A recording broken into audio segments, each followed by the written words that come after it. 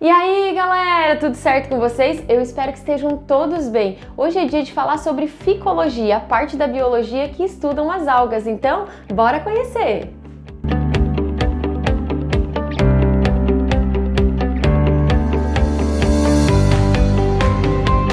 Pessoal, vou chegar aqui um pouquinho para o cantinho para que você possa aí dar um print no quadro e retirar daqui informações que são bastante valiosas para o teu estudo.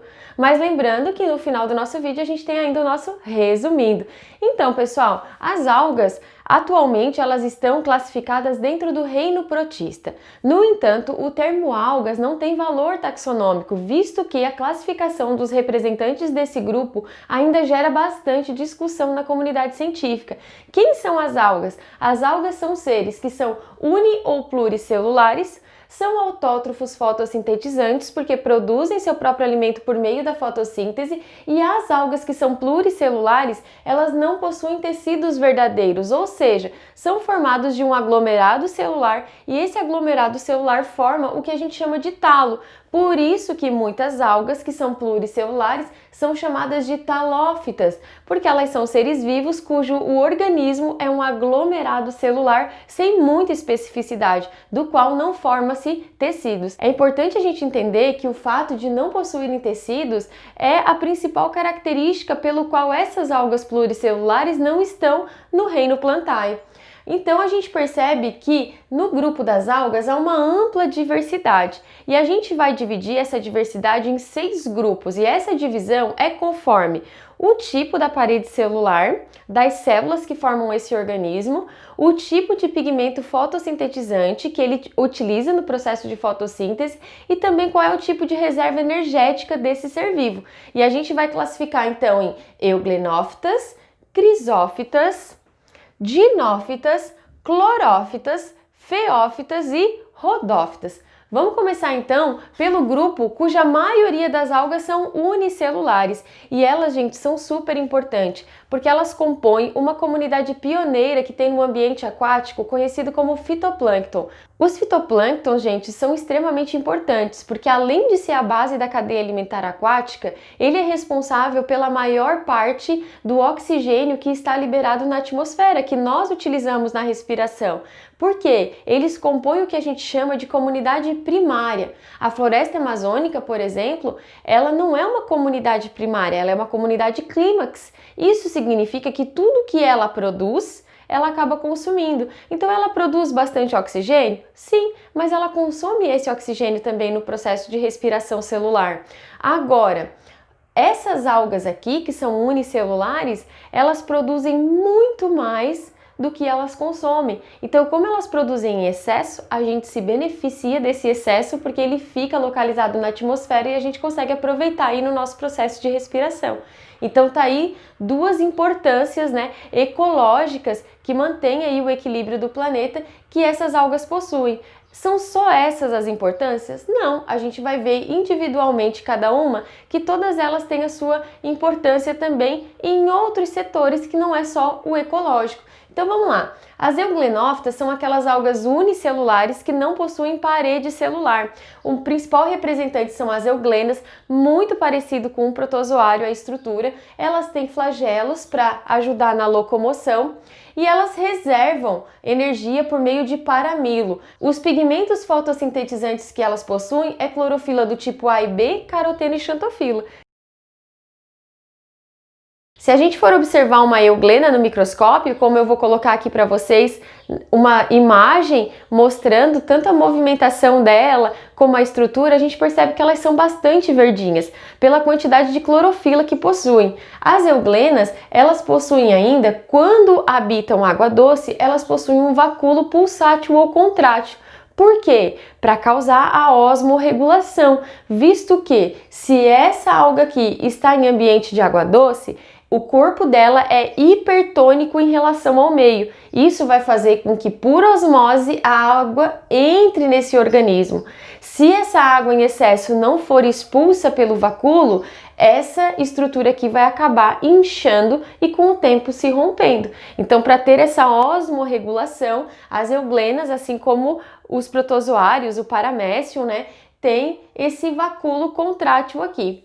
a gente vai perceber que elas têm estrutura de orientação pela luz, que são os ocelos ou estigmas.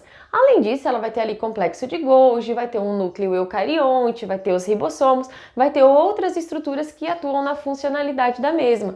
Agora, se a gente for falar em crisófitas, ou também conhecidas como bacilariófitas, essas algas aqui, a maioria unicelular, elas têm como pigmento fotossintetizantes clorofila A e C e fucoxantina. Elas têm uma coloração dourada. O principal representante desse grupo são as diatomáceas. O que é muito importante você saber? A parede celular das crisófitas é composta por sílica e esse grupo das diatomáceas, ela tem uma carapaça dupla, que a gente chama de frústula. Essa carapaça silicosa, quando essa alga morre, a carapaça não se decompõe, ela forma um sedimento e esse sedimento acaba se compactando, formando o que a gente chama de diatomito. E esse diatomito é bastante empregado na indústria, para fazer cerâmica, para fazer tinta, explosivos, para fabricação de estradas, enfim, uma infinidade aí de utilidades desse diatomito, que é uma matéria-prima que vem dessas algas aqui, desse grupo conhecido como diatomáceas. A gente tem ainda do grupo das unicelulares as ginófitas ou pirrófitas. A gente vai perceber que essas algas elas também possuem flagelos que auxiliam na locomoção e elas possuem mais de um flagelo, tanto que o principal grupo dessas algas são conhecidos como dinoflagelados, como se eles tivessem dois flagelos. E a gente vai perceber que elas são marinhas, possuem clorofila do tipo A e C e carotenoides. Elas têm uma coloração mais avermelhada. Sobre essas algas aqui, o que você tem que estar ligado?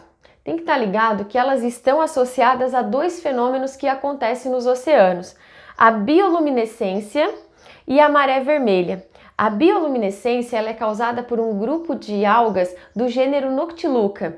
E o que acontece? O movimento das águas faz com que elas emitam luzes mesmo na forma de lampejos. E é um fenômeno bastante bonito que dá para ser visualizado a olho nu mesmo. Eu até vou colocar uma fotinha aqui do lado para você ver o que é esse fenômeno de bioluminescência. É um fenômeno natural causado aí por um grupo de algas que fazem parte das ginófitas ou pirrófitas. E aí tem um fenômeno natural que, apesar de ser natural, não é muito agradável, que é a questão da maré vermelha. Quando essas dinoflageladas se reproduzem em excesso, elas acabam liberando na água uma toxina avermelhada, tornando essa água ou mais parda, ou mais alaranjada, ou realmente bastante vermelha, como você pode observar na imagem que eu estou colocando aqui para você. O que acontece? Essa toxina liberada, ela acaba prejudicando a fauna local. Então, muitos peixes são intoxicados, muitos moluscos são intoxicados, causa a morte da fauna local. Essa toxina, quando não causa a morte do animal que está ali, ela contamina e ela pode ser passada pela cadeia alimentar. Inclusive, nós podemos nos intoxicar comendo um molusco que tem essa toxina que foi liberada na maré vermelha. Quando acontece esse fenômeno de maré vermelha, naquele local onde o fenômeno está acontecendo e aos arredores, é proibido a pesca, justamente para evitar essa contaminação horizontal que ocorre por meio da cadeia alimentar. Então, pessoal, o que é importante você notar aqui? A maré vermelha ela é considerada um fenômeno natural, um fenômeno que ocorre naturalmente, mas há muitos estudos que tentam buscar fatores que possam acelerar esse processo, como, por exemplo, a mudança de temperatura, o excesso de nutrientes na água. Então, ou seja, há pesquisas que tentam indicar fatores externos antropológicos causados por nós que possam acabar induzindo um fenômeno de maré vermelha. Então, pessoal, vamos conhecer um pouquinho aqui as algas que a maioria dos representantes são pluricelulares, começando pelas clorófitas, conhecidas como algas verdes. As clorófitas têm representantes unipluricelulares e no grupo de algas é a que apresenta a maior biodiversidade. Tem como pigmento fotossintetizante, na sua grande maioria, clorofila, o que dá a ela esse aspecto bastante esverdeado. Elas são consideradas os ancestrais das briófitas, ou ancestral mesmo das plantas que formam o reino Plantae. Por quê? Porque a composição da sua parede celular é muito semelhante à composição das células que formam as plantas: celulose, hemicelulose e pectina. Muitas das algas verdes são encontradas associadas a outros seres vivos, numa relação conhecida como simbiose. Encontramos clorófitas associadas a fungos formando líquens.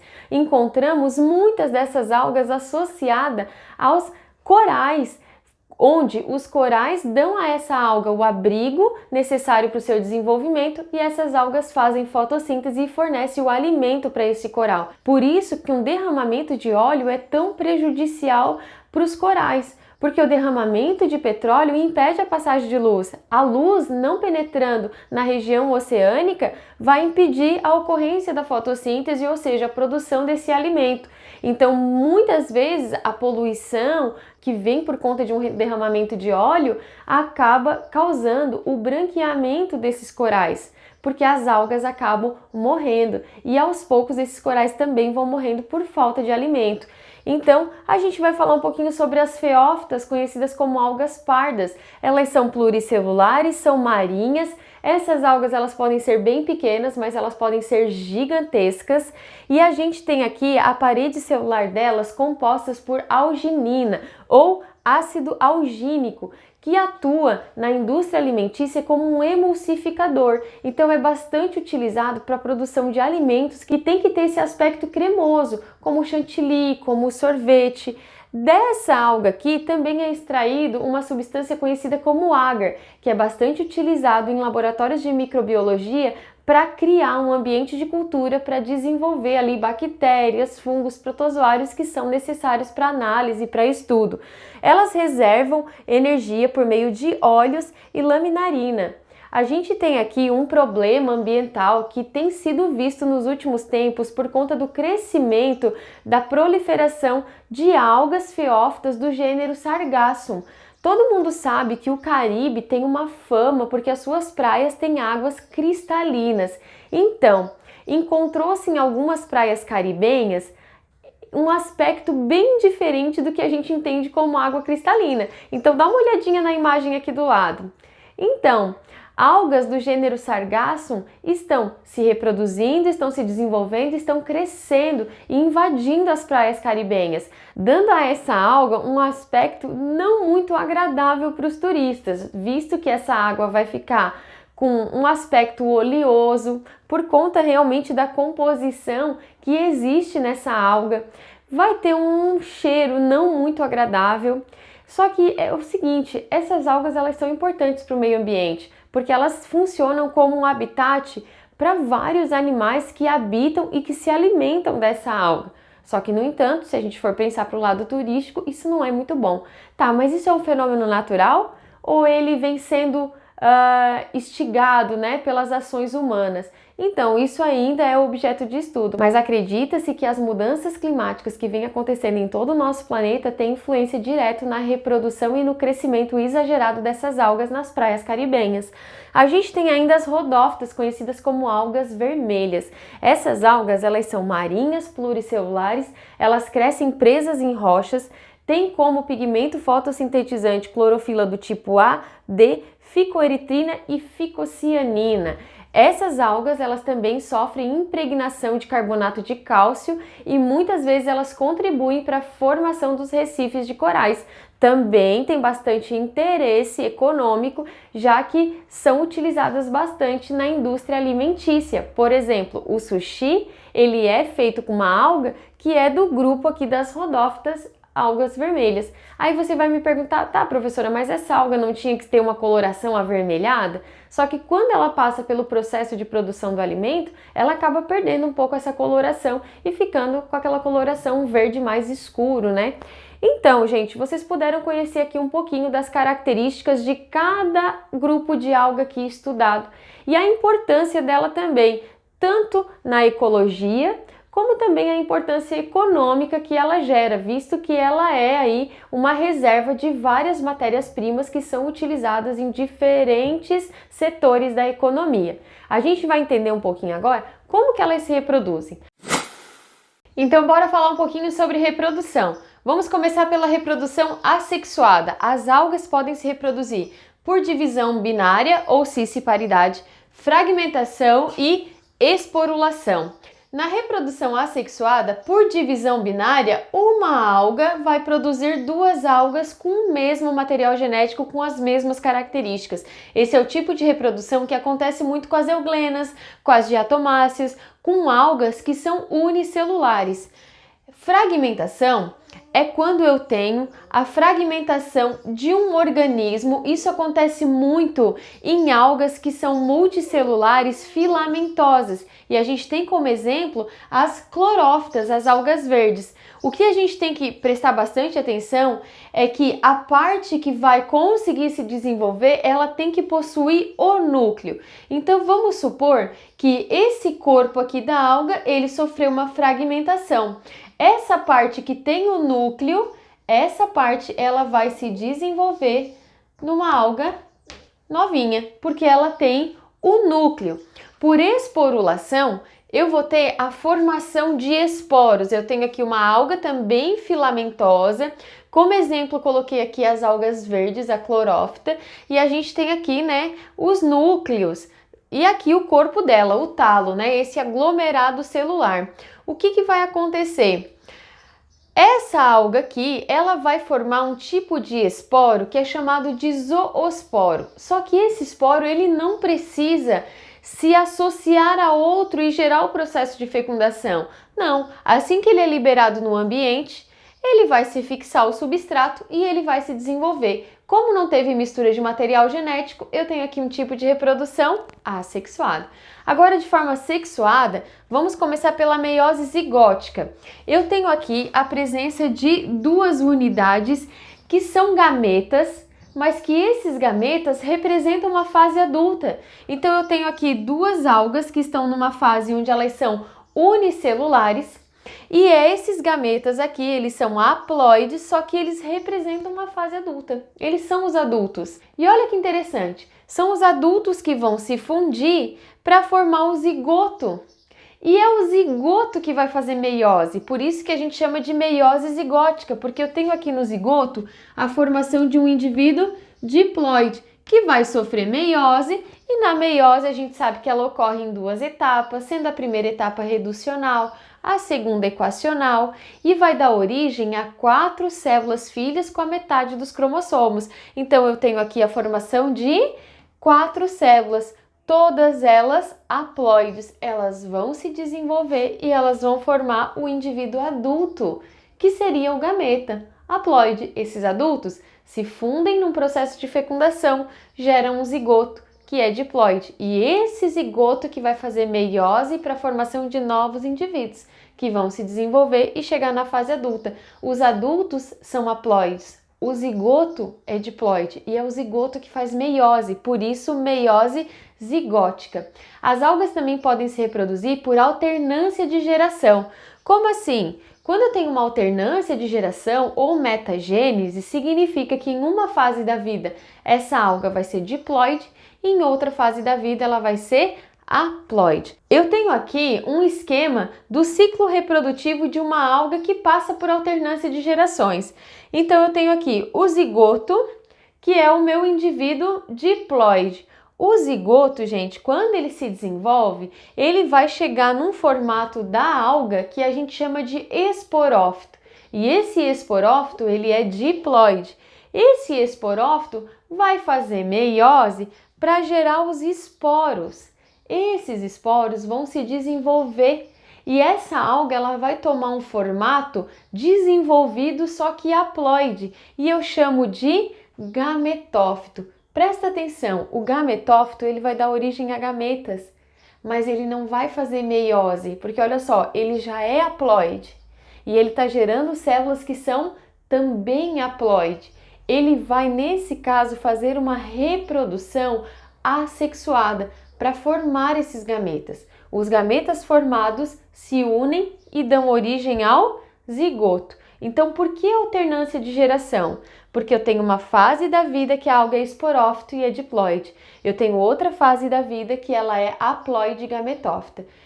Por que ela é assim, essa metagênese, né? Essa alternância de geração? Também porque Ora ela se reproduz de forma assexuada, quando o gametófito produz gametas, ou ela se reproduz de forma sexuada, quando os gametas se unem para dar origem a um zigoto. Então, aqui na formação dos gametas eu tenho reprodução assexuada, aqui na formação do zigoto eu vou ter uma reprodução sexuada. As algas ainda podem se reproduzir por conjugação. Como assim? Aquele processo onde ela acaba enviando para a outra o seu material genético. A conjugação é bastante comum em alguns protozoários e em algumas bactérias, onde tem uma troca de material genético entre unidades. Então, a gente pode conhecer um pouquinho como que essas algas se reproduzem. Então, bora fazer o nosso resumindo! Então, galera, pegue seu papel e a sua caneta e vamos ao nosso esquemão de estudo sobre algas, que fazem parte aí do reino protista. As algas são estudadas pela parte da ciência chamada de ficologia. Algas pluricelulares são chamadas de talófitas por possuírem talos. São organismos uni- e multicelulares, autótrofos fotossintetizantes. Não possuem tecidos verdadeiros e vivem sempre em lugares úmidos. Possuem ampla diversidade de formas, cores e tamanhos. A classificação é conforme a composição da parede celular, material de reserva e pigmentos. As unicelulares são classificadas como euglenófitas, ginófitas ou bacilariófitas, também conhecidas como crisófitas. As pluricelulares são conhecidas como clorófitas, feófitas e rodófitas. As euglenófitas são algas unicelulares que não têm parede celular, possuem uma película fibrosa. Quando estão em água doce, possuem vacúolo contrátil para osmorregulação. Como plastos, possuem clorofila A e B e xantofila, reserva energética na forma de paramilo e possuem ocelos ou estigmas para orientação por meio da luz. As ginófitas, conhecidas como pirrófitas, são algas marinhas que possuem clorofila A e C. Tem o carotenoide ainda, conhecido como peridinina, que dá coloração avermelhada. Como reserva energética, reservam amido e óleos e a parede celular é composta por celulose. São responsáveis pela maré vermelha, fenômeno natural causado pela reprodução em massa das dinoflageladas. A bacilariófitas ou crisófitas têm coloração dourada, clorofila A e B e ficoxantina. Como parede celular tensílica e reserva óleos, são as responsáveis pela formação do diatomito, que é um sedimento. Já as pluricelulares, as clorófitas, são conhecidas como ancestrais das briófitas. Têm a maior biodiversidade, são uni- ou multicelulares, podem viver em simbiose com fungos, protozoários e hidras, possuem clorofila A e B e a parede celular tem celulose, hemicelulose e pectina. As feófitas, conhecidas como algas pardas, são a maioria marinha, predominam litorais rochosos, têm clorofila A e C, fucoxantina e ácido algínico. As rodófitas são algas vermelhas, pluricelulares e marinhas, crescem presas às rochas, possuem clorofila A e D, ficoeritrina, ficocianina e como reservam amido das florídeas. Quanto à importância delas, a gente pode destacar o fato de serem fitoplânctons, fontes de alimento ou matéria-prima, como o agar, a carragenina, o diatomito, a alginina, e a reprodução podem se reproduzir de forma assexuada por divisão binária, fragmentação e produção de esporos, ou ainda de forma sexuada por conjugação e produção de gametas. É só dar um print, galera, e estudar! Galera, pra gente fechar nossa aula com chave de ouro, vamos resolver muitos exercícios e até a próxima aula!